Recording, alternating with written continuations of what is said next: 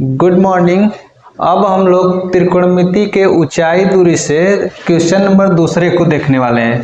तो यहाँ पर दूसरा क्वेश्चन दिया है 10 मीटर ऊंची एक मीनार के शिखर से पृथ्वी पर एक बिंदु का अवनमन कोण 30 अंश है, तो बिंदु किए मीनार के आधार से दूरी ज्ञात करो। तो सबसे पहले इस सवाल को पढ़कर हमें एक फिगर बनाना है। तो 10 मीटर ऊंची एक मीनार है, तो सबसे पहले हमें एक 10 मीटर ऊंची मीनार बना लेना है। ये ए बी एक क्या है 10 मीटर ऊंची मीनार हो गई। और आगे क्या करें 10 मीटर ऊंची एक मीनार के शिखर से, तो इसके शिखर से पृथ्वी पर एक बिंदु का, तो पृथ्वी पर मान लेते हैं एक बिंदु सी है और इस बिंदु का अवनमन कोण यहां से देखा गया है ऊपर से, तो अवनमन कोण 30 हो रहा है। कितना हो रहा है? अवनमन कोण 30 अंश है। तो ये अवनमन कोण अगर 30 है तो यहाँ भी जो है कि उन्नयन कोण भी इसका 30 होगा। और बिंदु के मीनार के आधार से दूरी ज्ञात करो।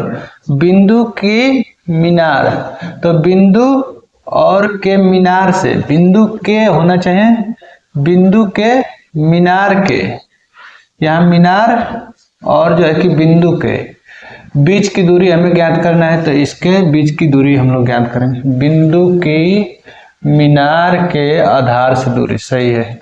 तो बिंदु की, यह बिंदु है और ये मीनार के आधार से इसकी दूरी ज्ञात करना है। तो ये हम लोग मान लेते हैं डी है।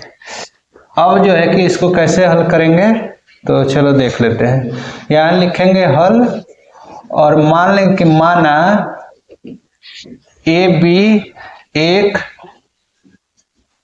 मीनार है जिसकी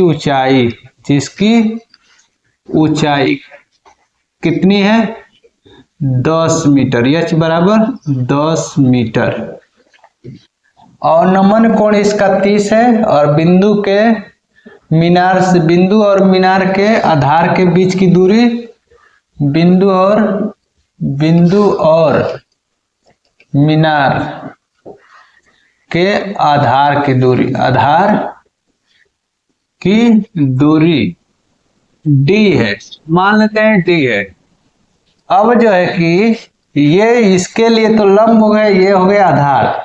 तो लंब और आधार में कौन सा ऐसा त्रिकोणमितीय फलन है जो संबंध रखता है? तो त्रिकोणमितीय फलन tan थीटा बराबर होता है लंब बटा आधार, लंब बटा आधार।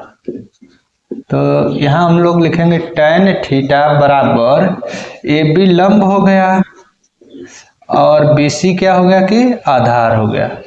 अब tan थीटा का मान हमें कितना रखना है 30 अंश और AB का मान वहां से 10 और ऊंचाई कितनी है D, तो D रख देंगे। अब tan 30 का मान होता है 1 बटा करणी में 3 इज इक्वल टू 10 बटा में D का 1 में गुणा होगा और करणी 3 का 10 में गुणा हो जाएगा, तो 10 करणी में 3।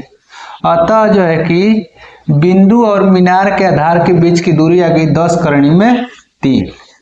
यहाँ पर अगर D बराबर हमें पूरा अगर मान निकालना है तो 10 यहाँ रखेंगे और √3 का मान हम लोग अगर जानते हैं तो रख सकते हैं 1.732, तो D बराबर हो जाएगा 17.32। ये आंसर हो गया है।